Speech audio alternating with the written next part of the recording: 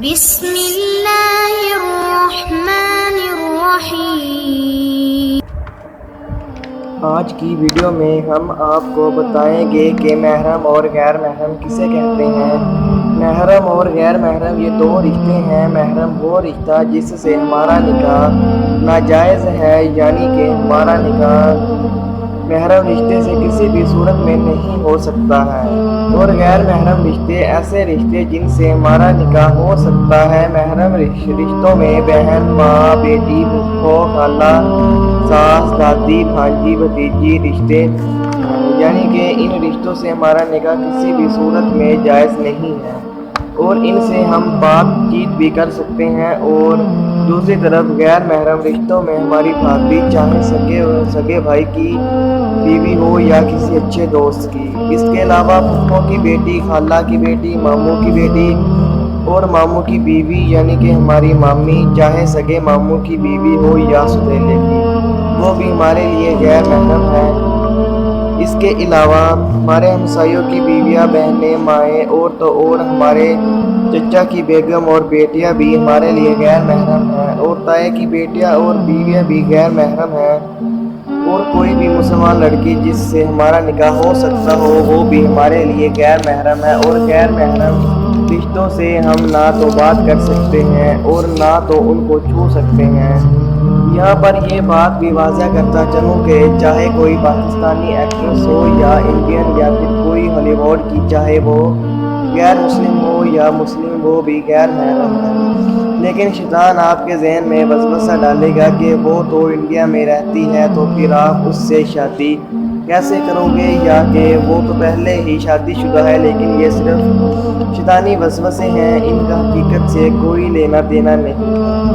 آپ کسی پاکستانی یا انڈین یا ہالی ووڈ کی ایکٹریس کی فلمیں، ڈرامے، گانے سے سنیں گے تو آپ گنہگار ہو جائیں گے۔ لہٰذا فلمیں اور ڈرامے دیکھنے سے بچنے کی کوشش کریں اور اپنی آخرت کو برباد نہ کریں۔ اور ایک اور شیطان وسوسہ ہمارے ذہنوں میں ڈالتا ہے کہ بھابھی ہمارے لیے غیر محرم تو ہے ہی، لیکن اس سے پردہ کیسا، کیونکہ یہ تو ہمارے گھر ہی کی ہے۔ لیکن افسوس کہ یہ ایک غلط نظریہ اور سوچ، کیونکہ بھابھی سے نکاح جائز ہے، مثلاً بھائی کے فوت ہو جانے کے بعد، یا اگر بھائی طلاق دے دے تو۔ اس لیے بھابھی سے بات کرنا، بھابھی کو چھونا اور بھابھی کو دیکھنا گناہ ہے، اور بھابھی سے سخت پردہ ضروری ہے۔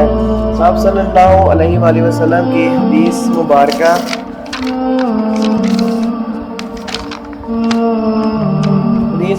آقا دو عالم صلی اللہ علیہ وآلہ وسلم نے فرمایا کہ دیور موت ہے۔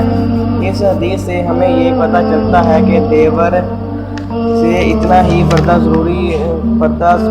اور سخت حکم ہے پردہ کا۔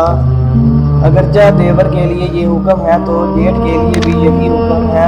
فرض کیا کہ اگر کوئی 3 بھائی اکٹھے رہتے ہیں اور ان میں سے ایک کی شادی ہو جائے تو باقی دونوں بھائیوں کے لیے بھابھی سے اور بھابھی کو دیور سے پردہ کرنا ضروری ہے۔ اگرچہ تینوں بھائیوں کی شادی ہو چکی تو تینوں کو بھی اپنی بھابھیوں سے پردہ کرنا ضروری ہے۔ آج ہمارے معاشرے کا یہ حال ہے کہ ایک طرف ہمارے پیارے آقا صلی اللہ علیہ وآلہ وسلم کی سیرت مبارکہ کو چھوڑ کر ہم غلط راستے پر ہیں اور اپنی اولادوں کو صحیح تربیت نہیں کر پاتے۔ آج ہمارا معاشرہ یہ کہتا ہے کہ یہ میرا کزن ہے، یہ میری کزن ہے، یہ پھوپھو کی، یہ میری خالہ کی بیٹی ہے، یہ میرے گھر کی ہے، تو اس سے کیسا پردہ، اور ایک دوسرے سے ہاتھ ملا رہے ہیں۔ میرے اور آپ کے آقا صلی اللہ علیہ وآلہ وسلم نے فرمایا کہ خنزیر ایک ایسا جانور ہے جس کا ہمارا معاشرہ نام لیتا ہے تو کہتا ہے کہ اس کا نام لینے سے زبان 40 دن تک ناپاک رہتی ہے، لیکن زبان ناپاک نہیں، لیکن اس جانور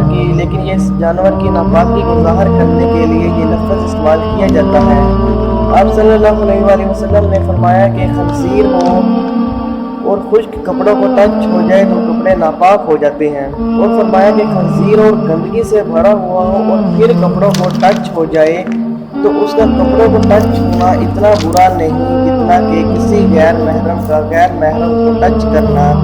آپ اس بات سے یہ اندازہ لگا سکتے ہیں کہ غیر محرم کا دوسرے غیر محرم کو ٹچ کرنا اتنا برا ہے تو کس وغیرہ کرنا اور گلے لگانا گلے ملنا اور زنا کرنا کتنا ہی برا ہوگا۔ اور یہ بھی بتاتا چلو کہ غیر محرم کو ٹچ کرنے سے مراد بھابھی کا دیور کو اور دیور کا بھابھی کو ٹچ کرنا بھی غیر محرم کو ٹچ کرنا ہے، کیونکہ ان کا نکاح جائز ہے۔ اور پھپھو کی اور خالہ کی اور ماموں کی بیٹیوں کو ٹچ کرنا بھی ایسا ہی ہے۔